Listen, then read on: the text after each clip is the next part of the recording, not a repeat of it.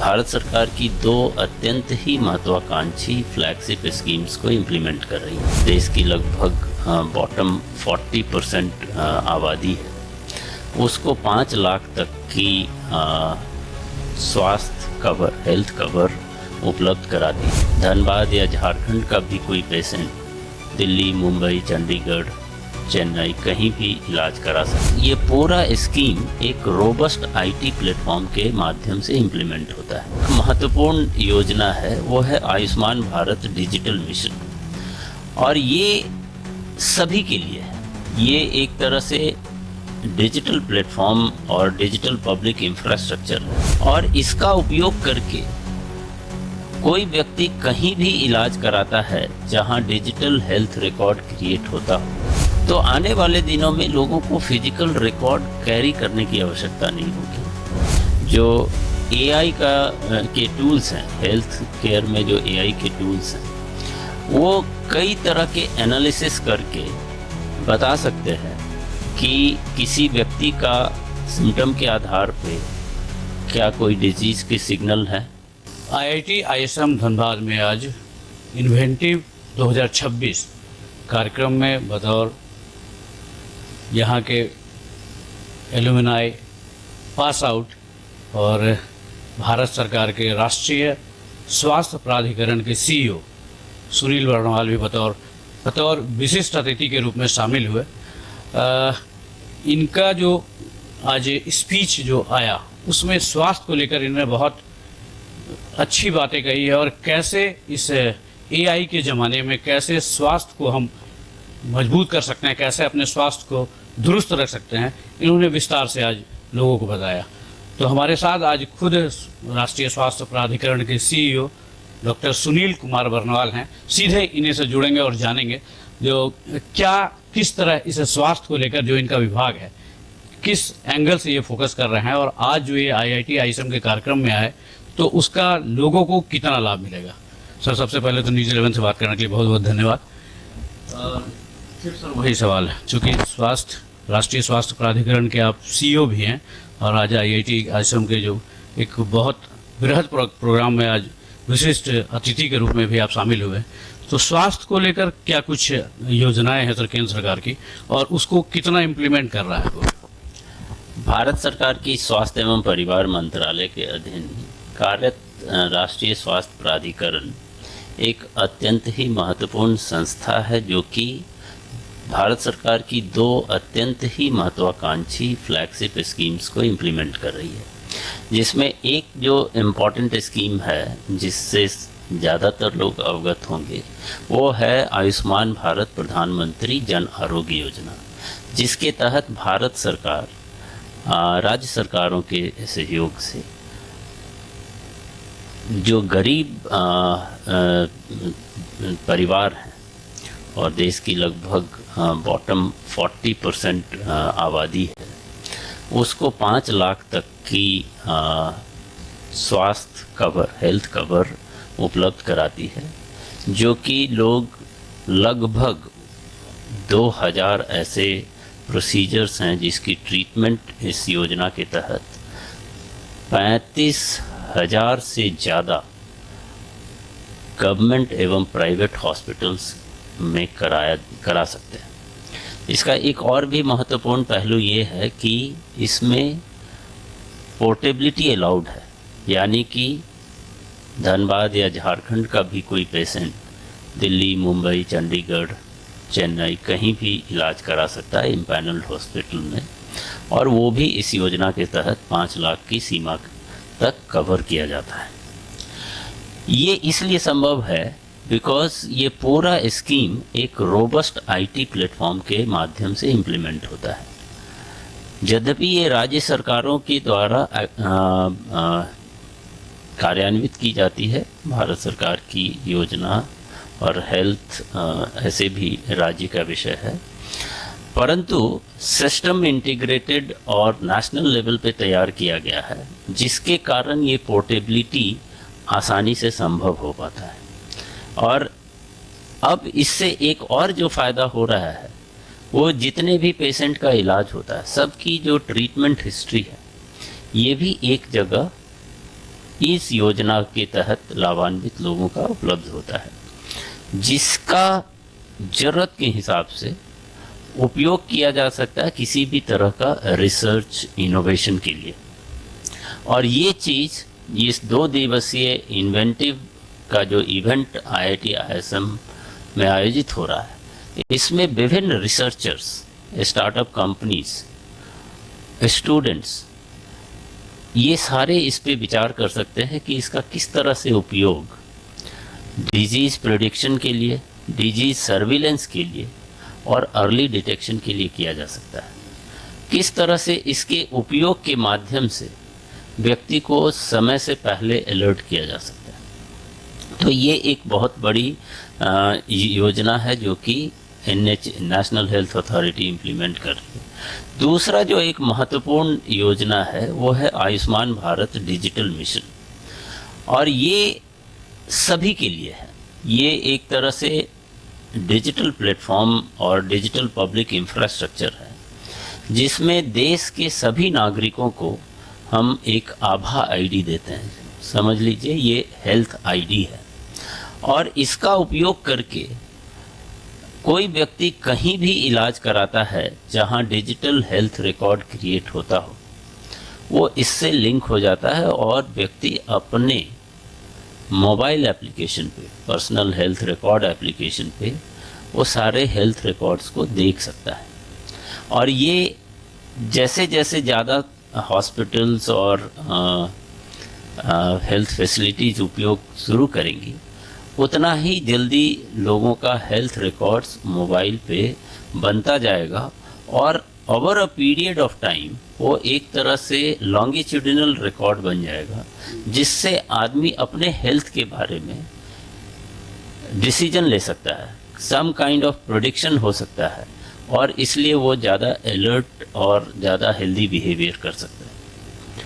For example, अगर किसी को डायबिटीज़ है और वो साल दर साल किस तरह से डायबिटीज़ बढ़ा है या घटा है, उसके अनुसार वो अपने बिहेवियर, अपना हेल्थ अलर्टनेस कर सकता है, और ये एक बहुत बड़ा फ़ायदा होता है। दूसरा, इस डिजिटल हेल्थ के माध्यम से चूँकि पेशेंट के कंसेंट से हेल्थ रिकॉर्ड एक हॉस्पिटल से दूसरे हॉस्पिटल शेयर किया जा सकता है, तो आने वाले दिनों में लोगों को फिजिकल रिकॉर्ड कैरी करने की आवश्यकता नहीं होगी, प्रिजर्व करके रखने की ज़रूरत नहीं होगी, और ये चूँकि डिजिटल रिकॉर्ड होगा, इसके ऊपर हर तरह के आर्टिफिशियल इंटेलिजेंस के एप्लीकेशन डेवलप हो सकते हैं, और इसके माध्यम से हम प्रिवेंटिव एंड प्रेडिक्टिव हेल्थ को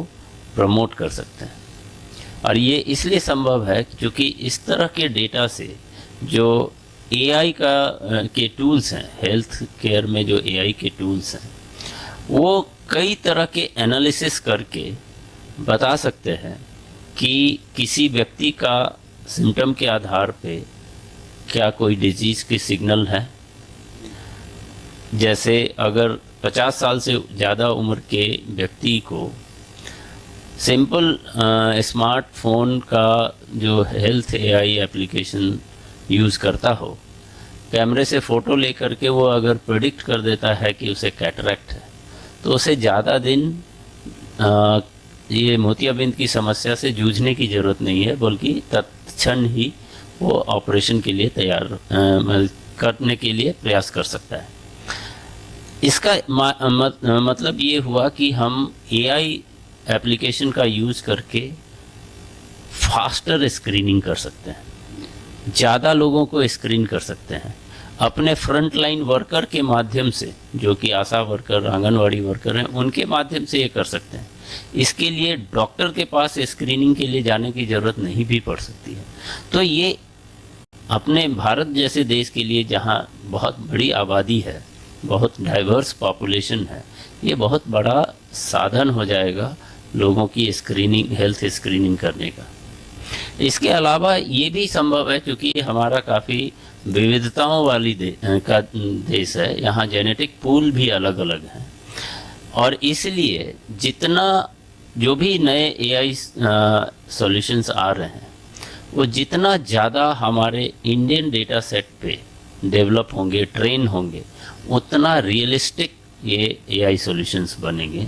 और इसीलिए हम लोगों ने आईआईटी कानपुर के सहयोग से एक बोध बेंचमार्किंग ओपन डेटा प्लेटफॉर्म तैयार कराया है, जहाँ पे जितने हेल्थ एआई एप्लीकेशंस हैं वो इंडियन डेटा सेट्स के अगेंस्ट में टेस्ट एवं बेंचमार्क किए जा सकें, ताकि वैसे सॉल्यूशंस का उपयोग बढ़े जो कि इंडियन कंटेक्स्ट में अच्छे रिजल्ट्स देते हैं, ज़्यादा एक्यूरेट रिजल्ट्स देते हैं, न कि वैसे एप्लीकेशन जो कि फॉरेन डेटा पे, यूरोपियन अमेरिकन डेटा पे ट्रेंड हों।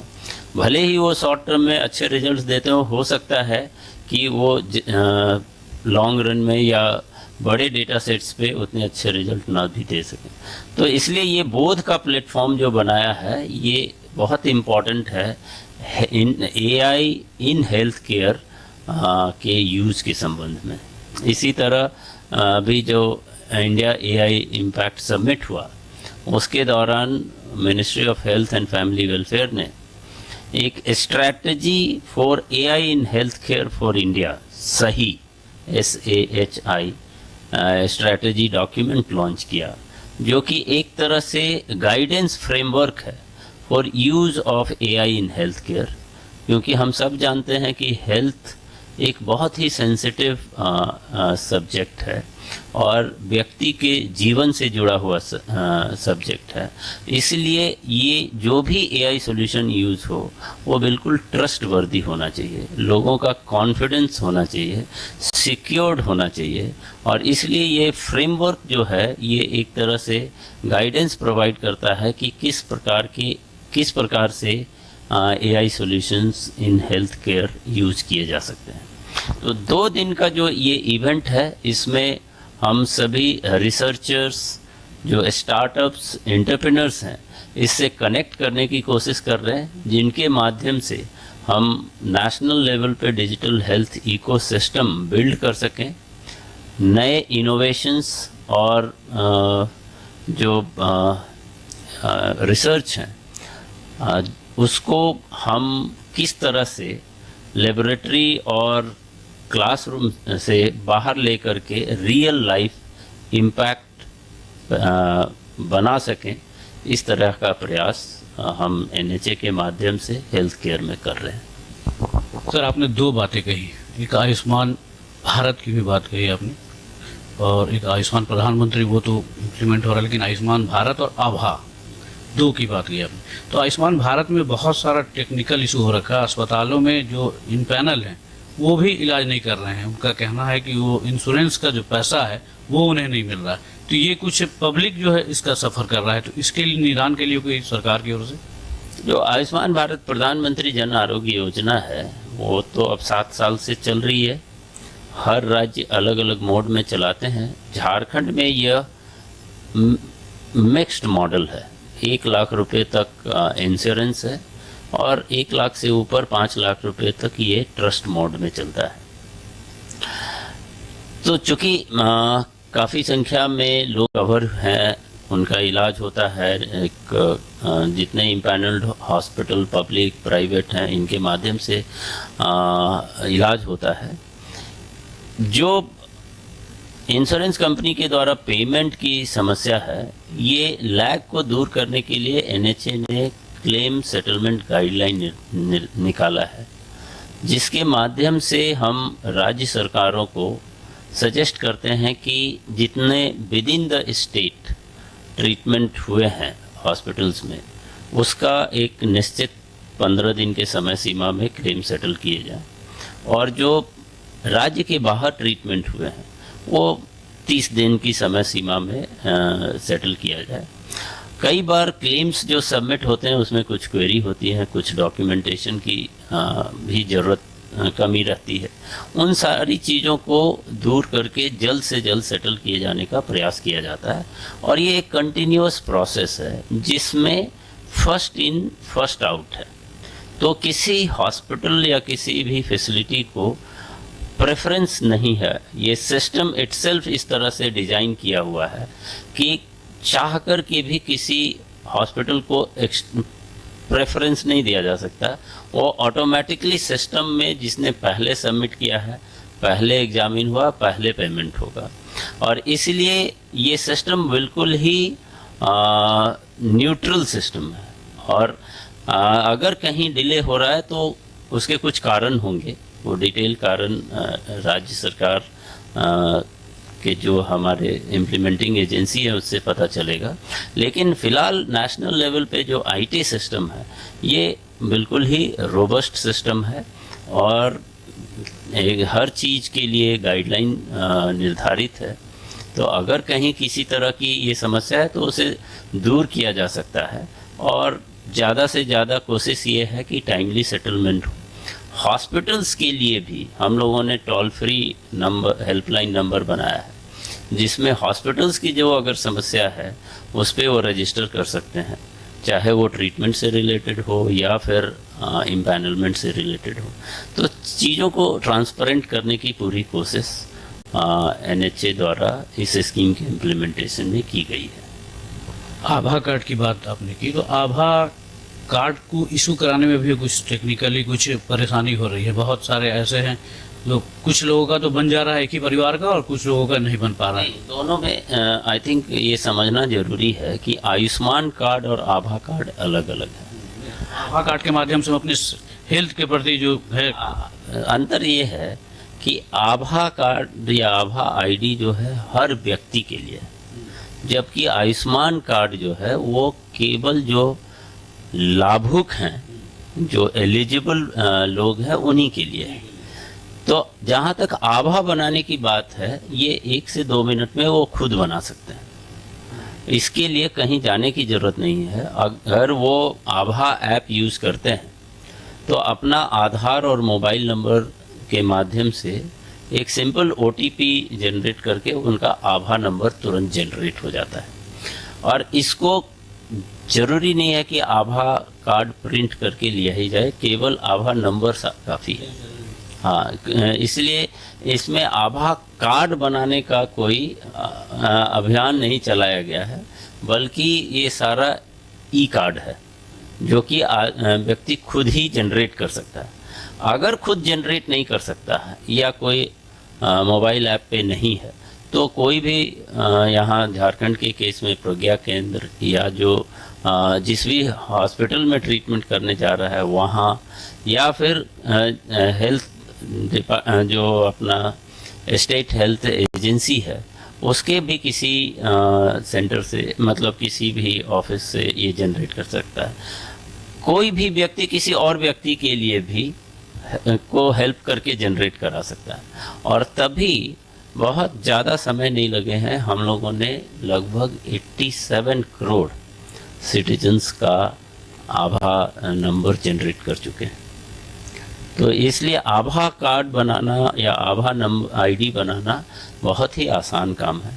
हाँ, आयुष्मान कार्ड बनाने के लिए ज़रूर उस व्यक्ति को लाभुक होना होगा, तभी वो उनके लिए कार्ड बन सकता है।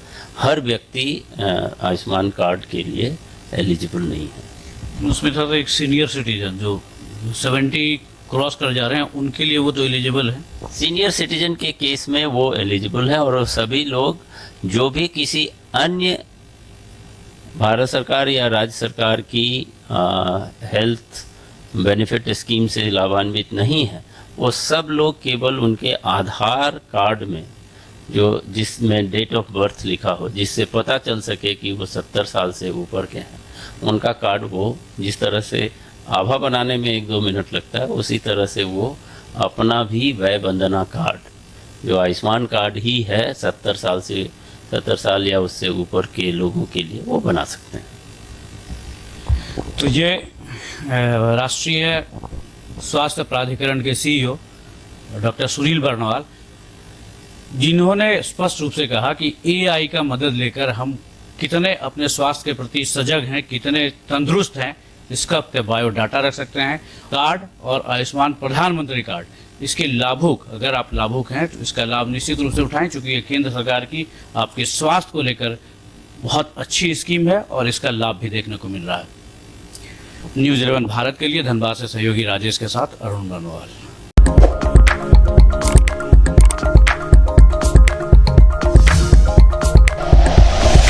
Like and share videos, subscribe करें हमारा चैनल और प्रेस करें बेल आइकॉन। न्यूज़ 11 भारत, सच है तो दिखेगा।